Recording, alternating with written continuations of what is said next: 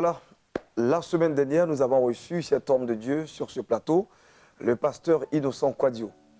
Et c'est justement un témoignage de famille, femmes, enfants. Ils passeront sur ce plateau pour que, certainement, ils nous partagent les témoignages. Mais vous devez comprendre une chose. Quelqu'un pouvait dire que j'ai vu Satan descendre comme un éclair. Et moi, je puis ajouter, il est certainement descendu dans la famille des Quadio pour tout mélanger, pour créer un cafouillage, pour détruire leur vie.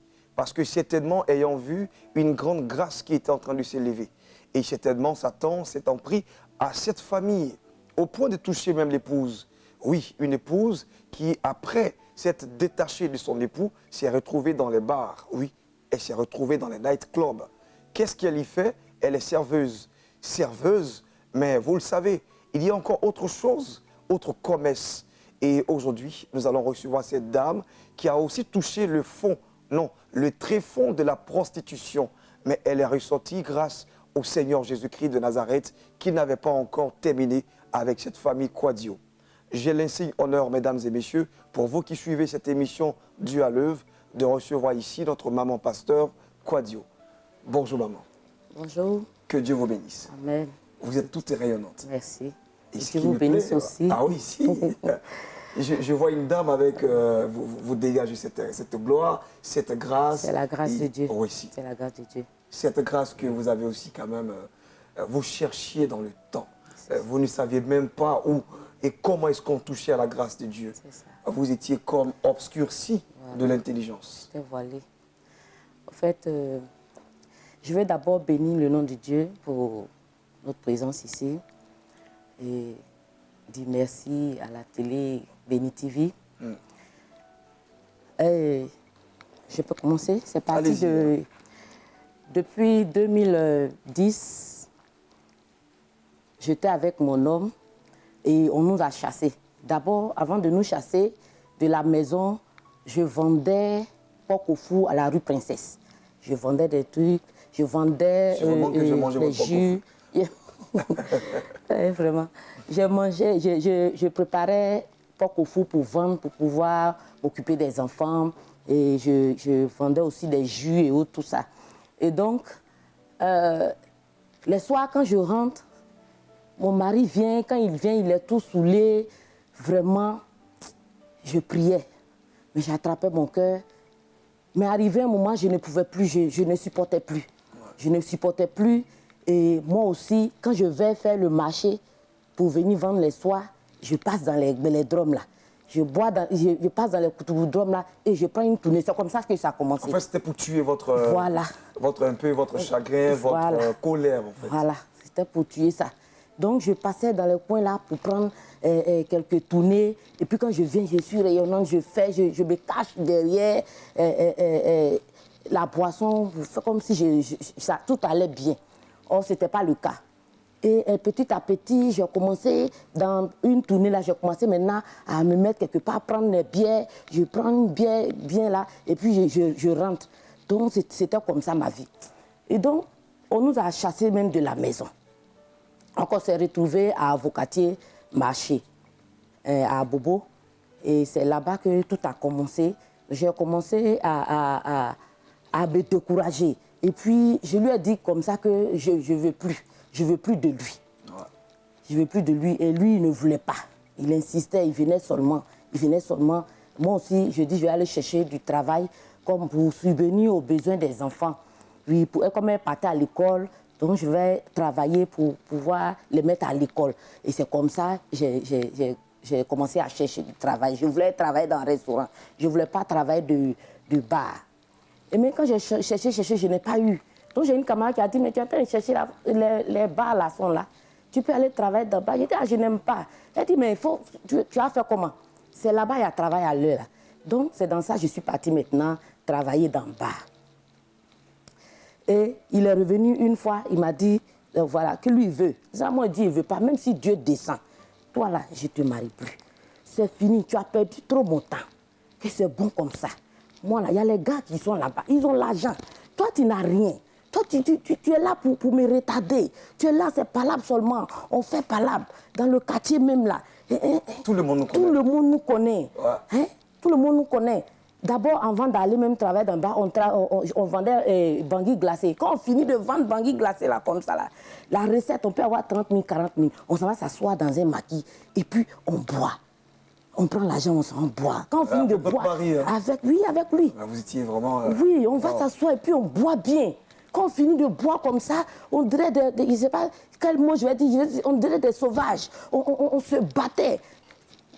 On est parti propre, on est parti bien habillé, bien sapé. Avant qu'on va revenir, j'ai déchiré son habit. Et puis on nous connaissait comme ça, la honte comme ça. J'ai dit non, moi je ne veux plus. Que ça suffit, je ne veux plus. Donc c'est comme ça que je suis allée travailler d'en bas.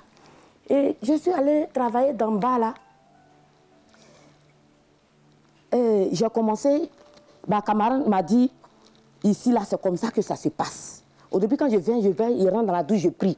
Quand je prie, je sors et puis je me fais... J'ai une saine façon, je suis assis, j'ai un peu honte. Façon. Maintenant, elle m'a appelé, elle m'a approché pour dire ici, là, c'est pas comme ça que ça se passe. Ah, ça se passe comment? Ça se passe pas comme ça. Parce que si tu veux avoir... Nos salaires, là, c'est pas beaucoup. Donc, si tu veux avoir de l'argent, voilà comment on fait. On gère le busy ici. Tu vas à côté du gars, tu t'assois auprès de lui. Maintenant, quand il te sert à boire, tu dis voilà, tu ne bois pas tel, tu bois pas ça, soit tu veux Jack Daniel et il te paye la bouteille. Et quand il te paye la bouteille, tu es là, tu déposes et puis tu te vas retourner après. Tu retournes ça après. Et puis c'était comme ça. Donc quand les gens viennent, c'est comme ça, j'ai commencé maintenant à faire, de la manière elle m'a dit, j'ai commencé à me mettre dedans, Et maintenant, je n'avais plus honte. Quand les gens viennent, elle me dit qu'il faut porter les habits courts, les culottes, les jupes courtes là. Quand tu t'assois, mets-toi un peu comme ça. Vous étiez en stage voilà. en même temps. Voilà, en même temps. Il faut bien t'asseoir. Si tu t'assois comme ça, il ne faut pas t'asseoir correctement, bien comme tu as honte. Mets-toi comme ça. Même ton dessous là, il n'a pas à voir. C'est comme tu es en train de les appeler comme ça. Et puis c'était comme ça. C'était comme ça on faisait. Oula. Donc, quand elle m'a dit ça, moi aussi, j'avais un problème avant d'arriver là-bas. Moi, je buvais. J'avais ce problème-là. J'aimais la boisson. Et donc, elle, de la manière elle faisait là, elle garde, et puis elle s'en va déposer, elle change, et puis elle prend l'argent là. Moi, je ne savais pas ça. Moi, quand on dépose, les clients voilà, disent, quand les clients donnent, il faut prendre une boisson, mais voilà. Et elle est gardée pour elle. Elle est gardée pour elle et puis elle prend l'argent. Moi, je ne savais pas faire ça. Vous mettez bien. J'étais à fond dedans. D'accord. Donc, je buvais même.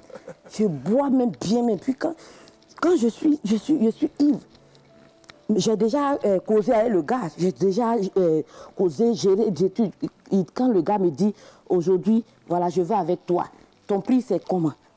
Quand je dis mon prix, je peux dire comme ça, c'est 30 000 francs. Avant que le gars va partir, puisqu'il est venu s'amuser, on va boire. Avant qu'on va partir, là, je suis déjà saoulé. Donc même les 30 000 même qu'il a dit là même là, c'est pas sûr que je vais avoir les 30 000. Je m'en vais à la personne. Quand je m'en vais, souvent on ne me donne pas les 30 000. Souvent aussi, quand je suis lucide, il y a une camarade qui était là vraiment, elle aimait bien mon affaire. Donc quand elle voit que je suis en train de boire beaucoup, elle dit, faut te calmer. Si c'est ça, tu ne vas pas voir ton argent. Si tu es saoulé là, tu ne vas pas voir ton argent. Et donc c'est comme ça, elle a commencé à me suivre un peu. Par moment même, je peux me retrouver à l'hôtel, comme ça. Et puis quand je me réveille, je regarde, dit, mais où je suis? Je suis dans tout. Et puis soit le gars est parti, il n'a rien laissé. Et puis je suis là comme ça. Il y a des fois aussi, quand je vais avec des personnes, on appelle ça le busy. Quand un gars vient, vous jugez le prix. Voilà. Il y a d'autres, ils peuvent t'envoyer chez eux, même à la maison.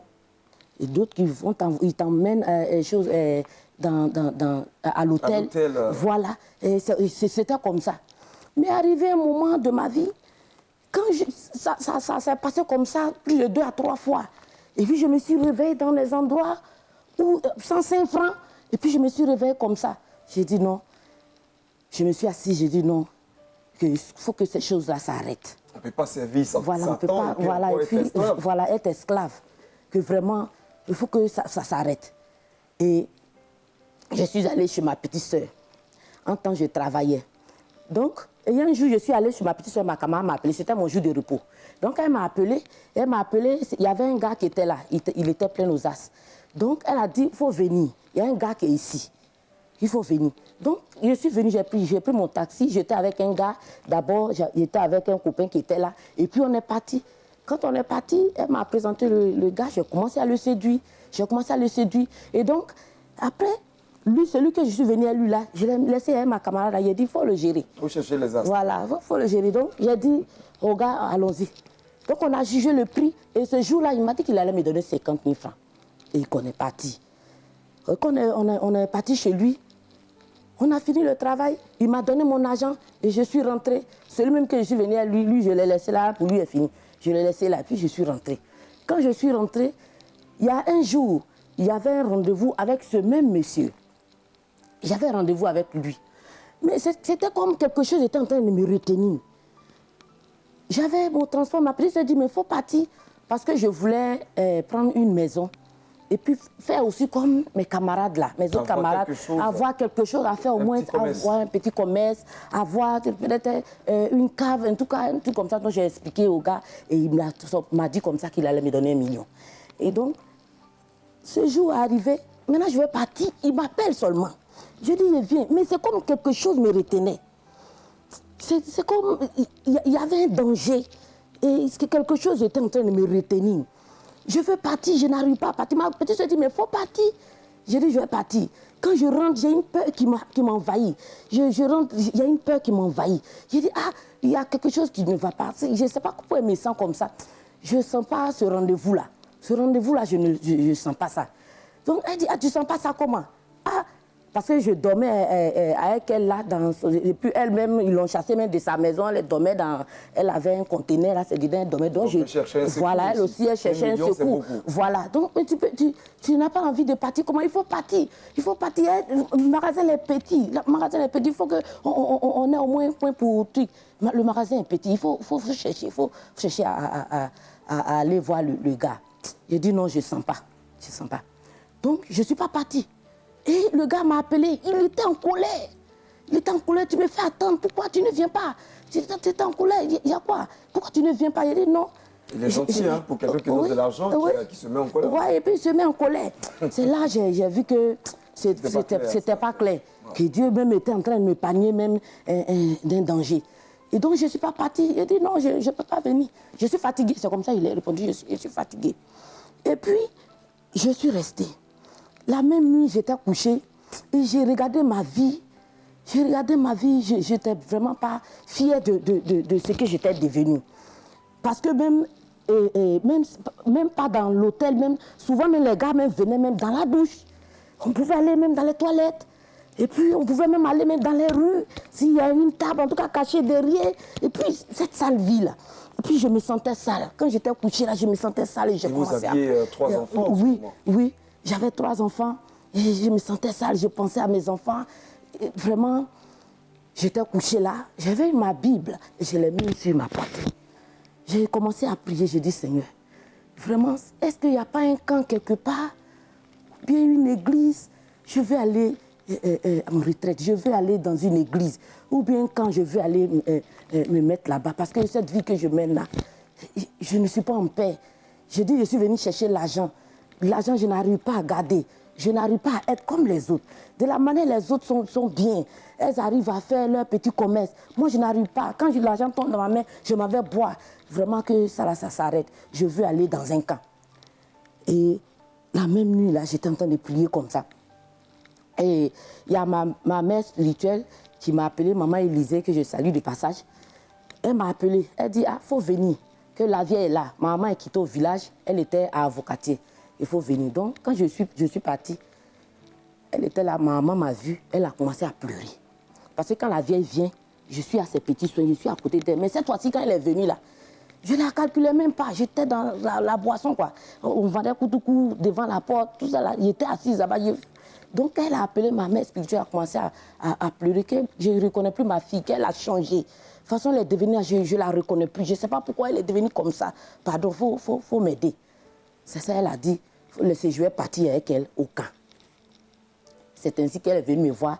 Et on va aller dans un camp, on va faire 1 semaine. Donc pour elle, je n'allais pas accepter. Donc elle dit, on va aller là, c'est pour faire 1 semaine seulement, et puis tu vas revenir. C'est ça, moi, il lui a dit, je suis prête. Que moi-même, je suis fatiguée. J'ai envie de partir dans un camp. J'ai envie d'aller me coucher, même si c'est pour se coucher, même si la terrasse, même dans une église, même. C'est ce que je veux actuellement là. C'est ce que je veux. Et puis, avant de partir, elle a dit d'accord. Avant de partir, je suis allée m'asseoir. Il y avait les caves devant la cour là. Je suis allée m'asseoir. J'ai payé 2 cigarettes. J'ai payé une grande Guinness. Et puis, j'étais en train de boire. Quand j'ai fini, j'ai dit, c'est ma dernière bière. Si je finis ici, je ne bois plus. Donc, c'est comme c'est un au revoir que j'étais en train de donner à la bière, à la cigarette. Et puis, elle m'a envoyé au camp. Donc, j'étais dans le camp là-bas avec elle. Elle m'a soutenue. Vraiment, c'est étant là-bas qu'elle a appelé mon mari pour lui dire que je suis dans un camp. Est-ce que tu sais que ta femme se trouve dans un camp? Le monsieur qui vous cherchait partout Voilà, dans les qui bars. me cherchait partout dans les bars. Il dit, est-ce que tu sais que ta femme se trouve dans le camp? Donc il dit, ah bon? Et il est venu une fois me voir. Et c'est ainsi qu'il a commencé à venir me saluer un peu, me donner quelques jetons pour pouvoir... Et c'est comme ça, au moment où j'étais dans le camp, j'étais en train de faire mes papiers avec ma grande sœur. Je faisais mes papiers. Parce que j'étais allée là-bas à cause de l'alcool et mon voyage. Donc c'était pour ça que j'étais là-bas. Donc étant là-bas, ma grande sœur m'a appelé pour dire de venir, je vais finir des papiers pour mon voyage. Donc je faisais ça comme ça. Donc après ça, j'étais dans le camp. Et arrivé un moment, on m'a dit que je suis habitée d'un esprit de sorcellerie. C'est comme ça, j'ai duré là-bas d'abord. Je suis habitée d'un esprit de sorcellerie, qui est la sorcellerie qui... Bon, je ne comprenais pas. Parce que notre Dieu, il est venu pour les malades. Voilà. Moi, j'ai ma maladie. J'ai un problème d'alcool. C'est à cause de ça que je suis venue. Et on me parle de la sorcellerie. Et donc, c'était comme j'étais un peu abandonnée. Les gens je voyais que quand ils ont dit ça, ils ne s'occupaient pas de moi. Ouais. C'est comme j'étais seule, isolée. On avait un groupe de prière où on priait ensemble. Et mais elle, c'est la sorcière. Voilà. Ils ont même dit que faut pas ces jeunes hommes, ces frères en Christ vont venir prier moi encore. Ils n'ont qu'à s'écarter.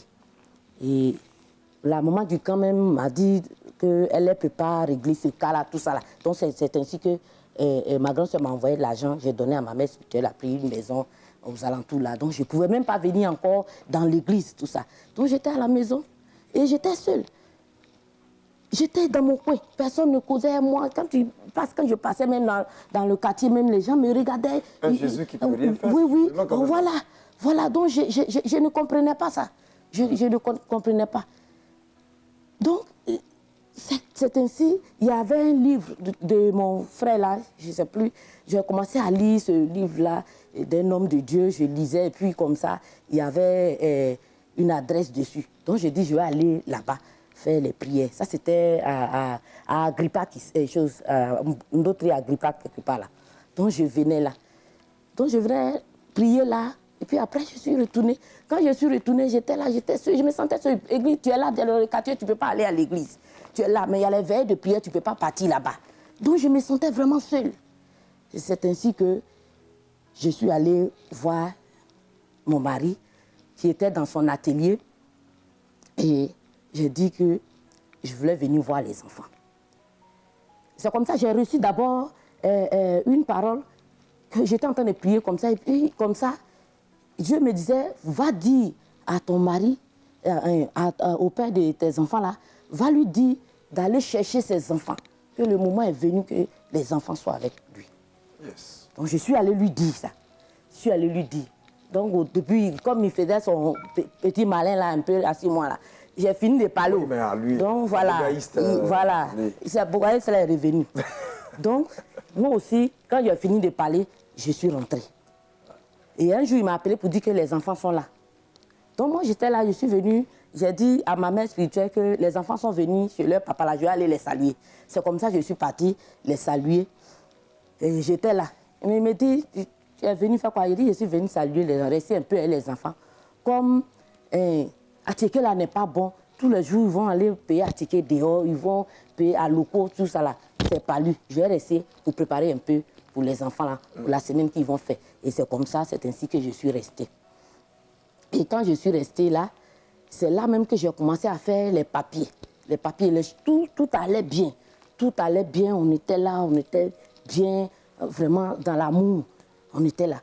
Et je suis allée par rapport à mon papier.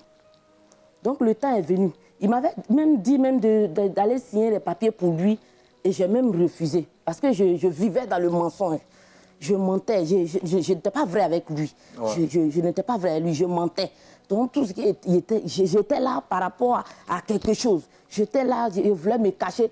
En un mot même, c'est comme je voulais me cacher aux gens de l'église, de l'autre côté, là où j'étais, dans le quartier où j'étais, où on m'a traité de trucs, de sorcière. Et c'est comme je voulais me cacher. Donc je n'étais pas là en vrai. Et c'est comme ça, ma grande sœur a fini de faire mes papiers là. Je devais partir. Je lui ai dit que je dois aller faire quelques jours chez ma grande sœur à Koumassi. C'est comme ça qu'il est allé nous accompagner. Et quand il allait nous accompagner, il nous a laissés à la liberté. Et nous, on est partis.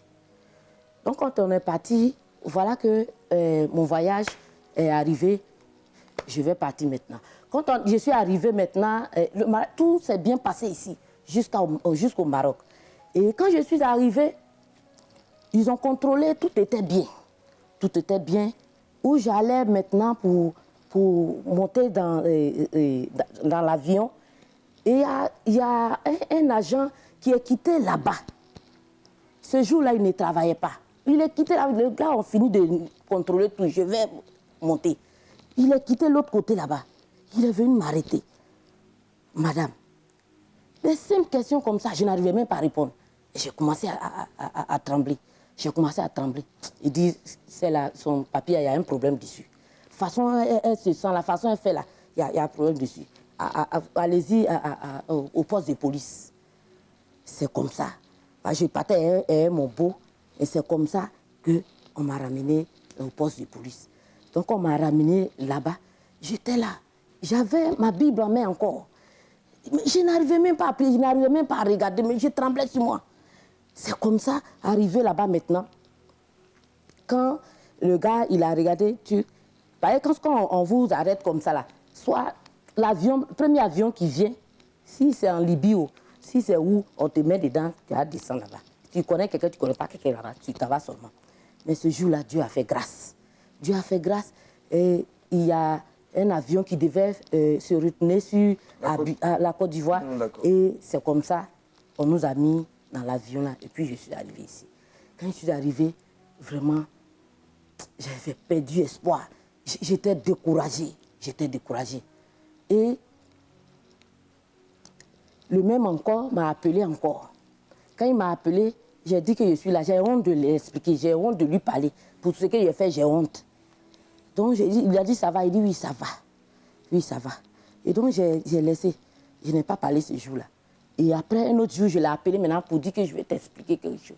Et lui aussi, il dit qu'il a quelque chose à m'expliquer. Il dit non, ce que moi j'ai fait là, c'est grave. Attends, je vais t'expliquer. Il dit non, n'explique rien. Que ça ne vaut pas la peine. Ça ne vaut pas la peine. Ça ne vaut pas la peine. Il faut rentrer. C'est ainsi qu'on est venu à la maison. On s'est retourné à Yopougon. Quand on est venu à Yopougon, arrivé à Yopougon, il me dit que Dieu s'est révélé à lui. J'ai dit, ah, Dieu s'est révélé à toi. D'abord, j'ai tiqué. Mais sa manière de me parler, sa manière de faire avec nous, ça avait changé. Il était rempli d'amour. De toute façon, il faisait, ce n'était pas la même personne. Et puis, je lui ai dit que je crois. Je crois. Avec ton langage qui a changé, ta manière de me parler, ta manière de me prendre. Malgré quand je fais les erreurs là, tu dis ça va, de toute façon, tu fais là, ça fait peur. Je crois que Dieu s'est révélé à toi vraiment. Et c'est comme ça, petit à petit, il dit qu'il va laisser son travail là. Et Dieu lui dit de partir à Kobakro. On va quitter ici pour aller en brousse là-bas. C'est comme ça qu'il est parlé. On va quitter ici parce que ça allait bien. De toute façon, de la manière où on était là, dans le quartier là, les gens pensaient que lui-même, il travaillait dans le bureau. On rayonnait. La grâce de Dieu, la gloire de Dieu était dans la maison. On vivait comme des boss. Oui, vous êtes des boss. Enfant de boss et boss. Ouais, enfant de boss et boss. On vivait comme ça. Et donc, un coup comme ça, il vient, il dit qu'on va partir. Il dit, mais on va où? Il dit, à Kobakro, il dit, quel nom c'est encore? Ndotré. Ah, Ndotré. Bon, d'accord. Comme c'est lui, il t'a dit, nous, on ne peut pas aller contre. On te suit. C'est comme ça qu'on est arrivé. Et qu'on est arrivé, Dieu maintenant va commencer à l'utiliser. Je me promenais avec lui pour aller évangéliser. On marchait, on partait, on jeûne. Voilà. Les gens nous donnaient des trucs. Non, on ne prend pas. C'est comme ça que Dieu nous a dit de faire pour nous là. On partait évangéliser, voilà, partout avec lui. D'accord. Comme ça, il allait à une cellule. Quand il allait à la cellule maintenant, Dieu maintenant va lui montrer un monsieur. Il a prié pour lui. Quand il a prié pour le monsieur lui a donné le terrain. Merci. C'est comme ça qu'aujourd'hui, je suis maman pasteur. Je ne croyais pas même qu'un jour qu'on allait m'appeler maman pasteur. Je ne savais pas qu'un jour même j'allais m'asseoir même à la chair comme ça, moi aussi sale. Je vais m'asseoir à la chair. C'est la grâce de Dieu. Donc je bénis Dieu pour ce qu'il est en train de faire dans la vie de mon mari. Et il est en train de faire dans la vie aussi. Il est en même temps mon mari et en même temps mon père spirituel. Ouais. Et je bénis le nom de Dieu pour sa vie, pour le soutien qu'il est pour nous, pour le soutien qu'il est pour mes enfants. Et que Dieu encore l'élève puissamment. Je remarque que vous avez porté une alliance. Oui. Vous étiez marié. Oh non, non. J'ai oublié. Ah ouais? Non, on s'est mariés en Non, 2019. je pose juste une question Oui. comme ça, pas que vous On est vous avez mariés, oublié. on est mariés. Ah ouais? En 2019. Allez-y, parlez-nous Voilà, de ça. Dieu a fait grâce. Vraiment, moi, je ne savais pas que j'allais me marier un jour. Sérieux là? Oui, je ne savais pas que j'allais me marier à cause de ma vie qui était sale.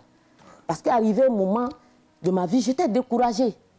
Et au point où je voulais aller même, je commençais à fréquenter certaines filles qui allaient au Burkina, au Togo, dans les pays, choses là, qui partaient là-bas pour se vendre. Et donc moi, j'étais prête. Voilà, j'étais prête voilà, j'étais déterminée pour les suivre. Et donc, c'est dans la même semaine où je voulais même aller croiser une camarade pour aller faire la prostitution. Et c'est comme ça, Dieu, dans son amour, dans sa grâce, il m'a dit, ma fille, je t'ai choisie.